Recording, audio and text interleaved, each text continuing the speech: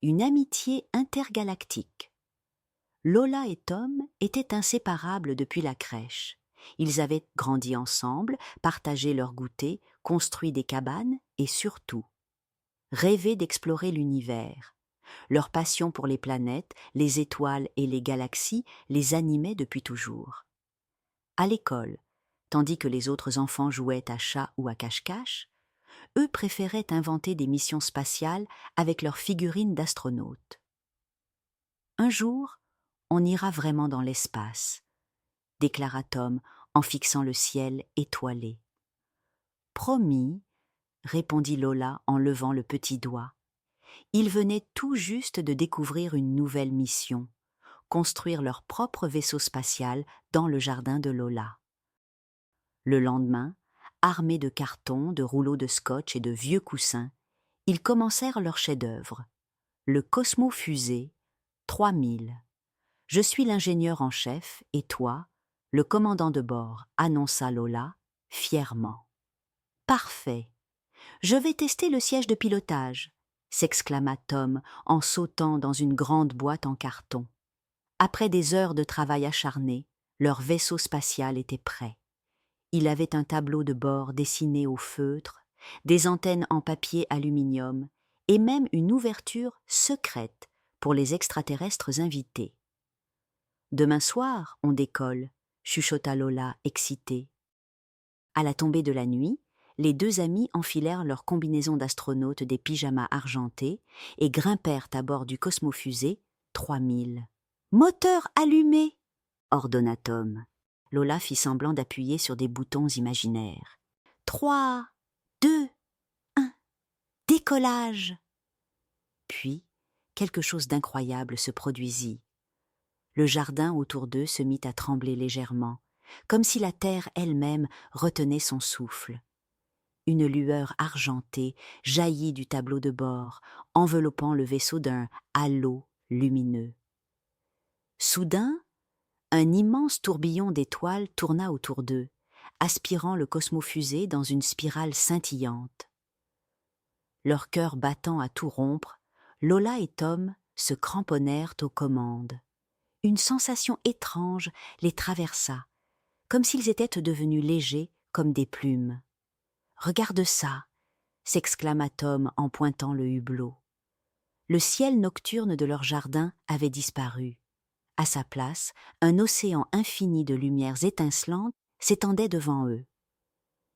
Des constellations gigantesques scintillaient de 1000 feux, certaines dessinant des formes reconnaissables, comme un dragon ou un immense lion ailé. Leur vaisseau fut soudainement attiré par une immense station spatiale, en forme de glace, géante, flottant au milieu d'un nuage de poussière, d'étoiles scintillantes. « Regarde ça, une planète entièrement en chocolat !» s'extasia Tom, les yeux pétillants de gourmandise. Mais alors qu'ils se rapprochaient, une force invisible sembla les happer. Leur Cosmo-Fusée se posa en douceur sur une plateforme argentée. Une créature étrange s'avança vers eux. Elle avait la peau verte pailletée, 3 grandes antennes ondulantes sur la tête et des yeux aussi brillants que des lucioles. « Bienvenue, terriens. Je suis le capitaine Gloops, souverain de la planète Bombec, » dit-il en secouant vigoureusement ses antennes. Lola et Tom échangèrent un regard émerveillé. Il les conduisit à travers une ville étrange aux bâtiments en biscuits dorés, aux routes de caramel fondant et aux lampadaires en sucre filé. Partout, des créatures colorées, ressemblant à des bonbons vivants, se promenaient en riant joyeusement. « Nous avons un grave problème, » annonça soudain Gloops. « La fontaine de chocolat est bouchée. Sans elle, notre planète ne peut plus produire l'énergie sucrée qui fait vivre nos habitants. »« Nous allons vous aider !» déclara Tom avec courage. Ils suivirent Gloop jusqu'à la fontaine. Tout autour, de petits êtres colorés s'agitaient en poussant des cris affolés. Certains ressemblaient à des bonbons gélifiés avec des bras et des jambes. D'autres avaient la texture de chamallows géants. « C'est affreux ! Sans chocolat, nous allons perdre toute notre force sucrée, pleurnicha un bon bec rose en forme d'ourson. Lola observa la fontaine.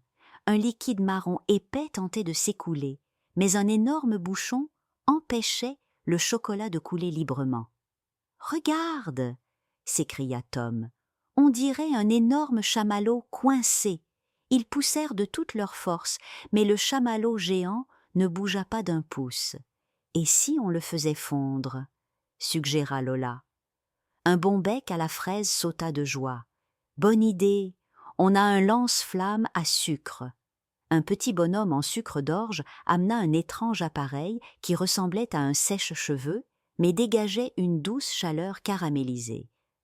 Tom et Lola dirigèrent la chaleur vers le chamallow. Doucement, il commença à fondre, se transformant en une pâte gluante qui s'écoula lentement dans la fontaine. « Ça marche !» cria Tom. Soudain, un grand glou se fit entendre et la fontaine se remit à couler normalement. Des flots de chocolat chaud jaillirent et les habitants de Bombec dansèrent de joie. « Vous êtes nos héros !» s'exclama Gloops en leur remettant une médaille en sucre doré. Après leur mission héroïque, le capitaine Gloops les remercia chaleureusement et leur offrit une étoile en sucre doré. « Revenez quand vous voulez, » dit-il en agitant ses antennes. Lola et Tom grimpèrent dans le Cosmo-Fusée 3000 et, en un éclair, ils furent de retour dans le jardin de Lola. Tout semblait normal, sauf une petite lueur dorée qui brillait encore sur leurs pyjamas. Ils s'assirent dans l'herbe, regardant le ciel étoilé. « C'était réel, hein ?» murmura Tom. Lola sourit et serra l'étoile dorée dans sa main. « Peu importe si c'était un rêve ou la réalité, Tom. Ce qui compte, c'est qu'on a vécu notre plus belle aventure. » Ils se promirent de toujours croire en leurs rêves. Les rêves sont comme des étoiles. Ils guident notre chemin, illuminent nos nuits, et avec un peu de courage et d'imagination, ils peuvent devenir réels. Il suffit d'y croire, de persévérer et de ne jamais cesser de regarder vers le ciel. Bonne nuit, mes petits rêveurs.